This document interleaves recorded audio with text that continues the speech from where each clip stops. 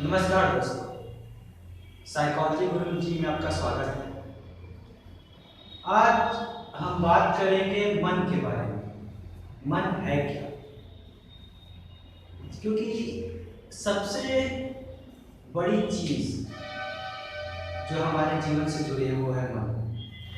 मन जो कहता है वही हम करते हैं। मन जैसा हमें ले जाता है वैसा ही करते हैं। दिमाग कुछ और करता है, मन कुछ और करता है। तो आज हम जानते हैं कि मन है क्या। सबसे पहले अगर हम किसी भी इंसान से पूछे तो कोई भी समस्या उसके सामने जब भी आती है तो कहता है हमें दो जवाब मिलते हैं, एक करना है, दूसरा कहता है कि हम क्यों नहीं करना। शरीर के अंदर से दो जवाब आती है, एक जवाब कहते हैं कि ये चीज करो, दूसरी जवाब कहती है ये चीज मत करो। तो पूछे आखिर ये होता कैसे? तो व्यक्ति क्या कहेगा कि मेरा दिमाग कह रहा है इसे करो और मन क्या कह रहा है कि इसे नहीं करो। इसमें सबसे बड़ी समस्या हम लोग के पास ये आ जाती है उस समय, दिमाग तो हम देख सकते हैं लेकिन मन को हम कभी देख सकते हैं? आज तक किसी ने भी मन को नहीं देखा है। तो मन है क्या? आज हम इसी पे बात करेंगे। साइकोलॉजी, जिसे हिंदी में मनोविज्ञान कहते हैं। मनोविज्ञान का क्या मतलब होता है? आम लोगों से पूछा जाए जो साइकोलॉजी से दूर दूर का रिश्ता नहीं है तो वो कहेंगे मन का विज्ञान, जो पूरी तरीके से गलत है। साइकोलॉजी होता है व्यवहार जो आप हम करते हैं, जैसे हंसना, रोना, गाना, ये सब क्या है? एक व्यवहार है, इसका अध्ययन करता है। मेंटल प्रोसेस का अध्ययन करता है। मेंटल प्रोसेस मतलब हो गया कि हम कैसे सोचते हैं, कैसे किसी चीज को याद रखते हैं, ये सब चीजों का अध्ययन साइकोलॉजी करता है। थैंक यू दोस्तों। तो शुरू करते हैं, मन क्या है, कैसे काम करता है। सबसे पहले समझते हैं मन। साइकोलॉजी में मन को माइंड कहा गया है, जो हमारा दिमाग होता है। फ्रायड ने मन को दो भागों में बांटा है। पहला आपका, जिसको कहते हैं आकारात्मक मॉडल। इसमें तीन हिस्से होते हैं, चेतन, अचेतन, अर्धचेतन। सबसे पहले हम समझते हैं चेतन क्या होता है। चेतन, जब आप किसी व्यक्ति से बात करते हैं, चाहे जब आप ये वीडियो देख रहे हैं, उस समय आपका दिमाग क्या करता है? इस वीडियो को समझता है, क्या है क्या नहीं है। इस अवस्था को चेतन कहा जाता है और मन का एक खास अवस्था है। दूसरी अवस्था आती है अर्धचेतन।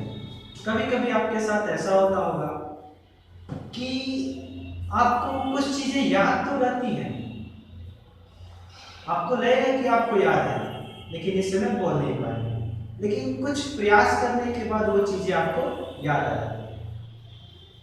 इसे कहा जाता है अर्धचेतन। ऐसी अवस्था जो ना चेतन में होती है ना चेतन में होती है, अर्धचेतन से। तीसरी अवस्था जो सबसे महत्वपूर्ण अवस्था है, इस अवस्था को कहते हैं अचेतन, जो सबसे लास्ट में देख सकते हैं। अचेतन वो अवस्था है जो मन की सबसे बड़ी अवस्था होती है।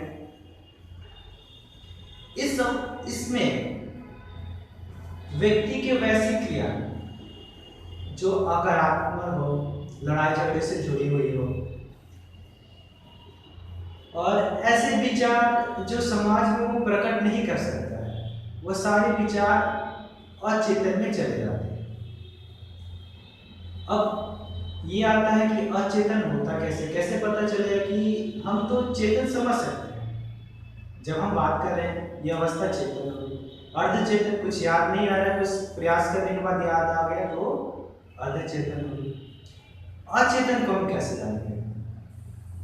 अचेतन को समझने के लिए आप देखिएगा, जो व्यक्ति नींद में चलता है वो इंसान क्या करता है? उसका कभी एक्सीडेंट नहीं होता है, जबकि वो सोया हुआ है लेकिन फिर भी उसका एक्सीडेंट नहीं होता है। कैसे? क्योंकि वो उस समय उसका कंट्रोल अचेतन अवस्था करती है। उस व्यक्ति को हर चीज पता रहता है, क्या चीज कहाँ है, कैसे जाना है, कैसे सीढ़ी से उतरना है। ये सारी चीजों को कंट्रोल कौन करता है? अचेतन करता है। अचेतन आप जो कभी कभी भूल कर देते हैं, जैसे आप किसी इंसान के बारे में पढ़ाई करना चाहते हैं लेकिन उसके बारे में आप बुराई कर देते हैं। क्यों? क्योंकि आपके मन में उसके प्रति बुराई करने की भावना दबी हुई है अचेतन में, वो जाने अनजाने में बाहर निकल जाती है। जैसे आप किसी दोस्त के घर गए तो वहाँ पर अपने कुछ इंपॉर्टेंट चीज़ें भूल जाते हैं, जैसे मोबाइल, पर्स। ये सब क्यों होता है? क्योंकि आप उस दोस्त के पास दोबारा जाना चाहते हैं। ये आपका कंट्रोल करता है अचेतन अवस्था। तो ये मन का एक हिस्सा हुआ, चेतन, अर्धचेतन, अचेतन। अब आते हैं दूसरी अवस्था। दूसरी अवस्था है जिसे कहते हैं गत्यात्मक मॉडल। फ्रायड ने इसे बांटा है। इसमें 3 अवस्था आती है, ईड, ईगो, सुपर ईगो। सबसे पहले समझते हैं ईगो क्या। तो दोस्तों, मन की एक अवस्था को तो हमने समझ लिया, चेतन, अर्धचेतन, अचेतन, और कैसे कार्य करता है। जिसमें अचेतन एक ऐसी अवस्था है जिसके कारण जितने भी मनोवैज्ञानिक समस्या आती हैं अचेतन के कारण ही आती हैं। जितने भी हमारे मन में विचार आते हैं, ऐसे विचार जो समाज में हम प्रकट नहीं कर सकते, वो सब विचार को हम दबा के रख लेते हैं अपने पास। जैसे किसी के बारे में बुरा ख्याल आया तो हम क्या सोचते हैं, आखिर मेरे दिमाग में ये आया कि, तो उससे तुरंत अपने को हटा लेते हैं। तो वो अवस्था हटती नहीं, वो मन के अंदर दब जाती है, जो मनोवैज्ञानिक समस्याएं के रूप में प्रकट होती है। ये तो हुआ मन की एक अवस्था। अब दूसरी अवस्था है। दूसरी अवस्था है ईड, ईगो, सुपर ईगो। अक्सर आपने ईगो का नाम सुना होगा, लेकिन ये तीनों को हम समझाते हैं। सबसे पहले आता है ईड।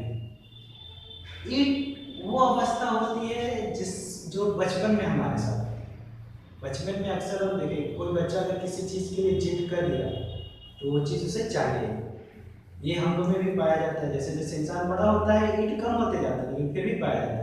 कभी कभी इंसान एक चीज़ के लिए जिद कर लेता है कि हमको ये चीज़ चाहिए, तो वो उसे प्राप्त करने के लिए कुछ भी करेगा। ये आपका ईड करता है। उसके बाद आती है ईगो। ईगो एक ऐसी अवस्था है जिसमें मन देखता है कि समाज क्या कहे, समाज के हिसाब से अगर उस कार्य को करने में समाज में उसकी बुराई नहीं होगी तो इस हिसाब से वो काम को करेगा। जैसे अगर कोई इंसान किसी चीज़ को चुराना चाहता है तो उसका ईड कहेगा कि चुरा, लेकिन ईगो क्या कहेगा? ईगो कहेगा कि देखो, अगर इससे किसी को नुकसान नहीं होता है, पकड़े जाने को बदनामी नहीं होती है, तब इसे चुरा। तीसरी अवस्था आती है सुपर ईगो। सुपर ईगो वो अवस्था होती है जिसमें इंसान ज्ञान की बातें करता है, धर्म की बातें करता है। जब इंसान जैसे साधु संत को कहा जाए कि आपको ये चीज़ चुरानी है, ये काम करना है, तो ज्ञान की बात है। यही होता है सुपर। हमारे मन की वो अवस्था जो हमें कोई कार्य करने के लिए मना करती है, जो कार्य बुरा होता है, उस अवस्था को हम सुपर ईगो कहते हैं। तो ईगो का ये काम है कि ईड और सुपर ईगो दोनों के बीच में समायोजन करना। कभी कभी ऐसी अवस्था हम लोग के सामने आ जाती है कि हम कोई कार्य करना चाहते हैं और मन करता है ये चीज़ को नहीं करना चाहते, तो इसका मतलब ईड कहता है कि करो, सुपर ईगो कहता है कि मत करो। और ईगो क्या कहता है? वो दोनों के बीच में समायोजन करता है कि अगर किसी को नुकसान नहीं हो रहा है, तुमको अगर नुकसान आगे जाके नहीं होगा तो ये काम कर। ये दोस्तों हुआ मन की दो अवस्था कैसे कार्य करती है। तो मनोविज्ञान में मन इन्हीं को कहा जाता है और यही अवस्था से इंसान का कोई भी निर्णय लेता है। तो दोस्तों, ये वीडियो देखने के लिए बहुत बहुत धन्यवाद। और इस वीडियो को जरूर सब्सक्राइब करें, क्योंकि आने वाले वीडियोस जैसे आपके लिए बहुत उपयोगी होंगे। जैसे आप कैसे सीखते हैं, कैसे किसी चीज़ को याद रखते हैं, हाथ मिलाने का क्या सही तरीका है, किसी से बात करते समय किस तरीके से देखा जाए कि उसे बुरा ना लगे, इस तरह की वीडियो आएंगे। इस वीडियो को देखने के लिए थैंक यू।